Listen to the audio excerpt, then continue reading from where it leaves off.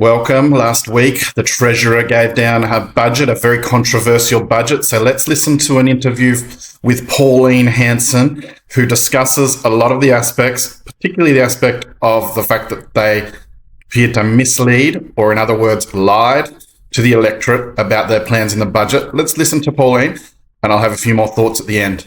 Pauline Hanson. Pauline, great to see you as always. Now, the Albanese government this week handed down their budget. It was a litany of lies, broken promises. What did you make of it, Pauline? Totally agree. It was a lot of broken promises. He said constantly we'll never have, negative gearing or capital gains tax. That's exactly what he wanted to do. He said he wants to help the next generation. And what he's done here is a lot of the younger generation who wanted to get into the property market, those that are still living at home, getting assistance from their families, could have actually gone into buying an investment home, rented it out to help pay off the mortgage and, eventually have their own home. He's just kicked them in the guts with this. Even with investments, those people who don't have enough for a house have gone into the stock market buying shares. That again is kicking them in the guts. So, capital gains tax, people like my age, we then saved everything. Rowan, we didn't have, we had the second-hand furniture, clothing, and then we actually saved our money to get into investment properties. And then we've accumulated this wealth to help us in our older age and save the government paying for us or into nursing homes. Now he's just taken it off us. Everything is just paying for over government spending. It's taxing us to the hilt. As far as I'm concerned, they're nothing but socialist, communist, Marxist government. This is taking the wealth from those inspirational to want to get ahead and dispersing it to those who want to do absolutely nothing. And Pauline, I'm glad you actually come out and say communists and socialists, because that's exactly what they are. We don't hear any of that language from the coalition, but this is Socialism 101 straight out of Sydney University. That's where, and the other university they all went to. They hate capitalism. They hate the idea that people can get on their own, like you from a fish and chip shop, and you made your own way in the world. They hate that. They want everyone to be part of the government, beholden to the government jobs, their entire future, childcare, everything is owned by the government or the government controls it all. It's terrifying. Thank you for calling it out for what it is, pure socialism. Now, what we then heard last night from Angus Taylor was in the right direction, but not nearly far enough, in my opinion. What did you make of it? Look, Angus Taylor is trying to appeal to the One Nation voters.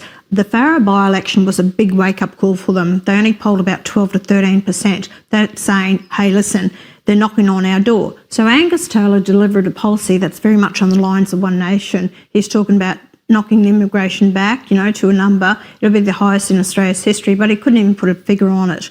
So, I've come out and said 130,000 a year. Now that's different to having your workers coming in the country, those on visa holders and filling jobs in the positions that people are screaming out for, especially in rural and regional areas.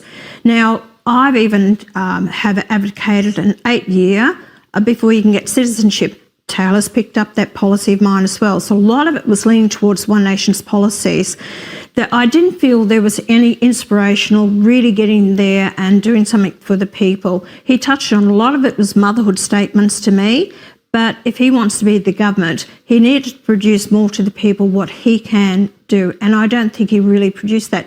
I'll tell you the difference. Although he's leaning towards One Nation's policies, the difference is that I will actually be able to carry it through. Angus Taylor is going to be hamstrung by his members of parliament who are the moderates. They won't allow him to bring in a lot of this, especially with your climate change, gender dysphoria, all this rubbish, the wokeness, and that's going to be his big problem because they're going to block him. They will block him. Which leads us to the inevitable question. Pauline, I listened to a speech you made before Christmas. I was privileged to be there and heard it, and I said to you after that speech, that's the first time you've sounded prime ministerial to me. And I meant it. It was a great speech. The question I most often hear now from people is, firstly, can One Nation work with the coalition to form a government? Or secondly, can One Nation form a government at the next election? And could Pauline Hanson be the Prime Minister of Australia? What's your answer to those people? Well, there's a bit in that package which you've just said to me. Can One Nation be government? Of course we can. That's up to the people. It's the people's choice whether we can or not. Could I be Prime Minister? Only if I were to move from the upper house, the Senate, to the lower house. That decision I am contemplating, but I haven't made that decision. I'll do that closer to the next election. And, what we talk about working with the coalition government, Rowan, I've spent on your program and on many interviews that I've done. All I want to do is work with the coalition. We're on the same page with many issues apart from getting out of the Paris Agreement, which that's going to be a must as far as I'm concerned. Good. But besides all that, what we need to really do is to work together to oust this Labor, Greens, Teal government. They are destroying this country. And I'm fearful if they get another term in there. So the fact is, but when I say this and I say, look, I don't want ministerial positions. If you get the numbers, I'll give you supply and I'll give you confidence.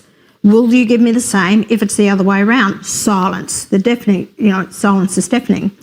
But apart from that also, when I have Tim Wilson, who's only got his seat because of One Nation's preferences, he preferenced this last. Then I've got, Jane Hume saying, oh, that's hypothetical. Dave Sharma, no. Kovacek, no. This is the moderates. These are the people who don't want to work with us. Where is their head out? Do they really want to be government and oust the Labor government? These are all the Labor lights or Greens. They're in the wrong party. That's what I'm working with. So as far as I'm concerned, yes, I'm going for government because I'm not going to keep propping them up. If I have to work with them, I will. But I'm sick of their attitude. And I'm going to prove to the Australian people we have the policies, we have the determination, we can do it. And if it happens that I need to be Prime Minister of this country, Rowan, I'm going to go for it. Pauline Hanson, you couldn't have put it clearer and better, and there will be many people cheering at their TV screens right now. Thank you so much for coming on The World According to Rowan Dean. Wasn't it great how Pauline called this government out as socialist and communist? How they're trying to get into every area of our lives, from babyhood, for education, university, to working, to taxation, to older life. This government wants to micromanage and have people dependent on them. And that's just not democracy. It's not our way of life. I think this government really idolizes the Chinese situation where they've got the elites who live an amazing lifestyle and rule over a dependent population who they dictate every aspect of life to. That's what the Labor government here in their Sydney University in their generation, they've all thought was a wonderful idea for them to live and to have a great power, and they think they know best for everyone else. Also, the big thing is about the budget is that they went to the last election saying that they wouldn't change capital gains tax, and they have changed capital gains tax. Not only that, they were silent. I mean, obviously they were planning about it, and they've just dropped it on us. Also, they've done it on shares, they've done it on sales to small business, there's taxation on trusts, and even on estates when people have died, there's going to be more taxes. So this has gone a long, long way. I was okay with a bit of changes because I know our housing market is overcooked in terms of maybe one or two negatively geared properties and maybe adjusting or phasing out the capital gains on properties, but they've gone a lot further. And they didn't have the mandate to do it from the electorate. So it feels like completely deception and lies. And I think there should be a penalty on the government for doing that. I think it's an unacceptable thing. So you guys let me know what you think about these changes, about their behaviour, how they did it. And we'll catch you on the next one. Cheers.